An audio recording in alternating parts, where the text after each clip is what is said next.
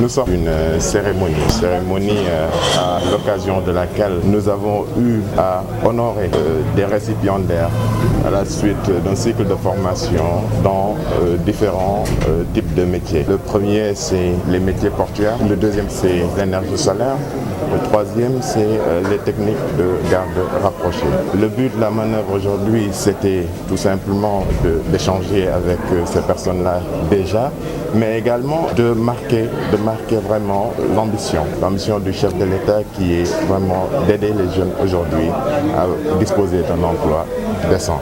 Cette volonté, cette ambition a été exprimée au préalable. Aujourd'hui, l'ONFP est venu également apporter vraiment sa pierre à l'édifice en adressant cette formation-là à l'intention de ces jeunes-là. Les métiers portuaires, déjà, il faut saluer le fait que l'ONFP ait porté son choix sur ce secteur. Comme vous le savez bien, aujourd'hui, nous aurons bientôt le port de Foundiougne, également les métiers de l'énergie solaire. Actuellement, l'heure est au solaire, l'avenir est dans le solaire, raison pour laquelle aujourd'hui, si quelqu'un dispose d'un titre de qualification dans ce domaine, il est plus ou moins assuré de pouvoir disposer d'un emploi. L'autre, c'est par rapport aux techniques de garde rapprochée qui nécessitent aussi un certain professionnalisme et nous avons pu également bénéficier lors de cette cérémonie d'une démonstration de la part de ces messieurs-là. Donc l'autre point, c'est tout simplement de dire que l'État s'est engagé aujourd'hui vraiment à aider les jeunes à sortir de cette situation-là. Tout ne peut se faire cependant d'un seul trait. Nous allons y aller progressivement et l'État, aussi bien à travers ses démembrements, notamment l'ADER, le 3FPT, l'ANPEJ, tout le monde vraiment s'engage vraiment à aider ces jeunes-là à pouvoir disposer d'un emploi dans les meilleurs délais. Aujourd'hui, nous pouvons noter également le lancement récent des activités du pôle emploi. Le pôle emploi, ça c'est une excellente chose. Noter les importantes infrastructures qui ont été réalisées aujourd'hui dans la région avec l'ONFP. Je peux citer le CFP, le Centre de formation professionnelle de Sokone, le CFP de Foundiougne, également une formation à l'intention des conducteurs de moto Jakarta en relation avec le conseil départemental de Fatick. Voilà autant d'actions qui sont posées et qui vont toujours dans le sens vraiment de lutter contre le chômage. L'ONFP, étant au fait que le port de Ndahanga Foundiougne était en train d'être construit, s'est autosaisi pour initier ce programme de formation visant à former près de 300 jeunes aux métiers en lien avec l'exploitation portuaire.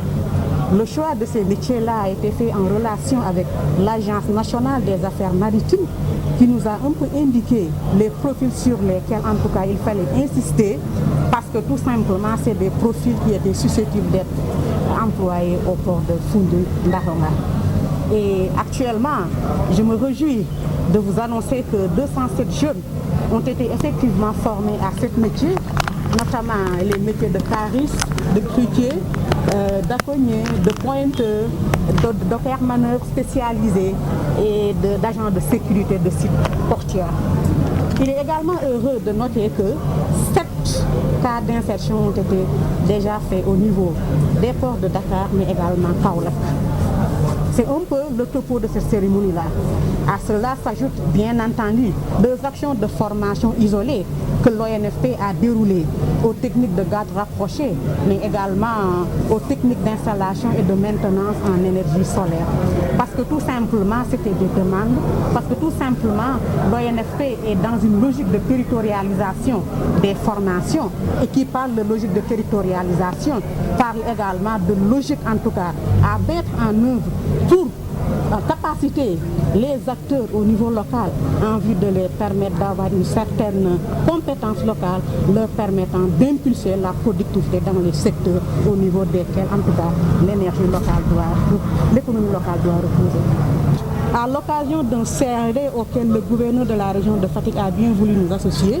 Ce CRD a été tenu le 29 juin 2020, si je ne m'abuse, et l'ONFP a marqué en tout cas tout son aval pour éventuellement dérouler un programme de formation complémentaire qui porterait sur des métiers non encore couverts par les formations jusqu'ici dispensées par l'ONFP.